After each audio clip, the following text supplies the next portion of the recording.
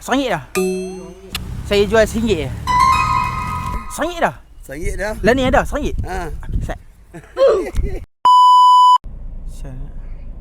Jual apa pakcik? Berapa satu? RM10. Satu plastik. Pakcik nak beli satu tak benda daripada saya? Kalau pakcik nak beli, saya jual kat pakcik. InsyaAllah ada subsidi. Nak beli beras? Nak. Saya jual RM1 je. RM1 je. Nak tak? Ada banyak ni. Tak nak, satu je. RM1 je. RM1. Ni dia lelaki. Tak nak. Pakcik simpan je. Boleh? Okey. Baik bang. Awak nak beli beras? Beras saya. Nak beli tak? Saya jamin abang cukup duit. Kalau ada duit. Ni. Pakcik tu bagi. Allahu Akbar, Allahu Akbar. Okey. Baik pakcik. Ini satu geng ke? Satu kawan? Anak saudara. Okey. Nanti bolehlah guna beras ni untuk berbuka ke apa Bang, tak apa.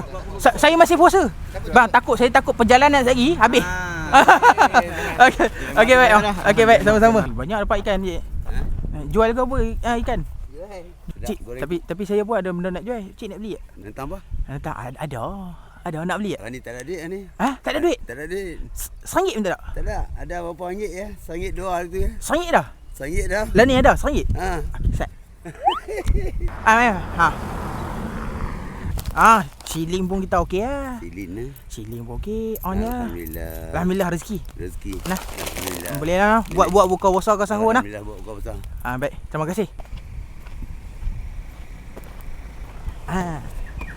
Saya nak tanya sikit.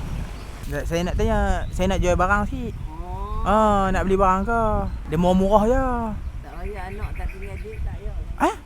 Saya yakin mampu beli yang confirm. Dua barang kita jual murah-murah. Barang apa? Makcik satu? Macam mana nak jual? Macam nak jual. Berapa yang ada saja? RM1 dah. RM1? RM1 tak ada. RM1 tak ada. Siling? Siling tak ada. RM2? RM2. Satu RM1? Dalam TikTok ada. Ya Allah, makcik. Tolong. Makcik,